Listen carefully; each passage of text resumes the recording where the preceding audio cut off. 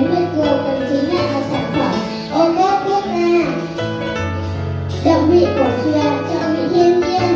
Khi cần sử dụng đến miến, các bạn hãy tìm đến miến Việt Cường quê Tường nhé. Các bạn sẽ được sử dụng với giá ưu đãi nhất. Xin chào.